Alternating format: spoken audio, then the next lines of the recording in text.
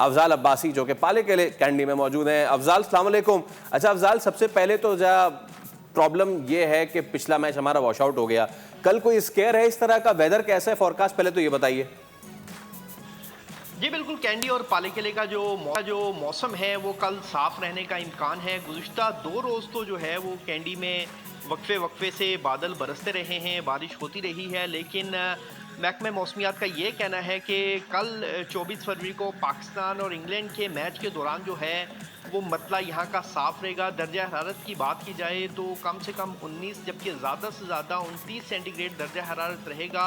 सूरज पूरी अपनी आबोताब के साथ चमकेगा, जबकि बादलों का दूर दूर तक इम्कान नहीं है। और उम्मीद यही की जा रही है कि जो मैच है पाकिस्तान और इंग्लैंड का ग्रुप 2 का सुपर 8 में, ये इम्पोर्टेंट मैच है पाकिस्तान के लिए। ये इसमें मौसम जो है वो रुकावट नहीं बनेगा और मैच 20 ओवर्स का पूरा होगा। जी ठीक है, और ये बता दीजिएगा कि कल की जो टीम है उसके लिए कोई चेंजेस एक्सपेक्ट किए हैं? किसी ऐसे प्लेयर ने प्रैक्टिस किया हो जिससे आपको लगा हो कि ये कल टीम में शामिल हो सकते हैं प्लेयर, समथिंग लाइक दैट?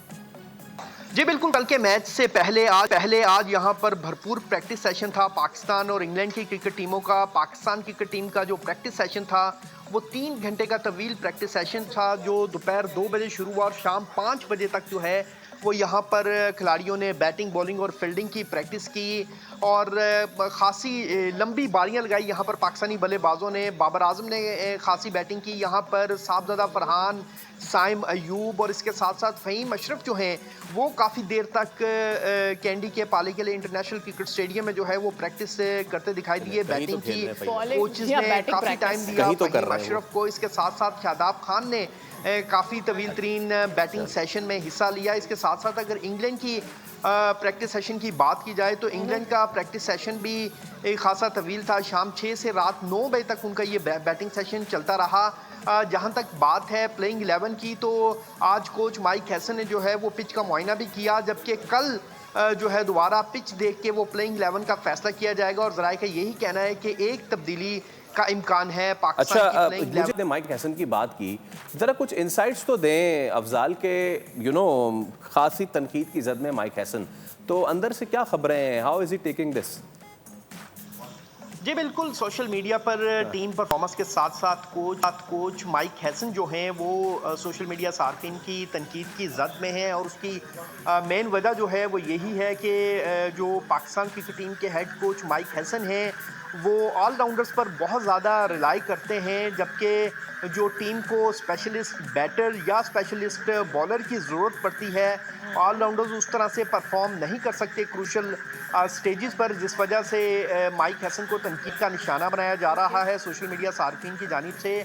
और कोच माइक हैसन जो हैं वो बाज़िद हैं कि जो ऑलराउंडर्स हैं वही गेम चेंजर्स हैं। और उनका कहना है कि इस वक्त जो मोहम्मद नवाज़ हैं वो इस टाइम T20 रैंकिंग में नंबर 7 पर इस टाइम हैं। और इसके साथ अभी आप बात की कि बाबर ने प्रैक्टिस की, तो अब क्या बाबर को भी ऑलराउंडर बनाने के चक्कर में है? क्या बाबर भी कल हमें बॉलिंग करते हुए नजर आएंगे? ऑल्सो जरा उस्मान तारिक के हवाले से बता रहे, खबरें गर्दिश कर रही थी, पता नहीं वो होंगे नहीं होंगे, कुछ चेंजेस हो सकते हैं।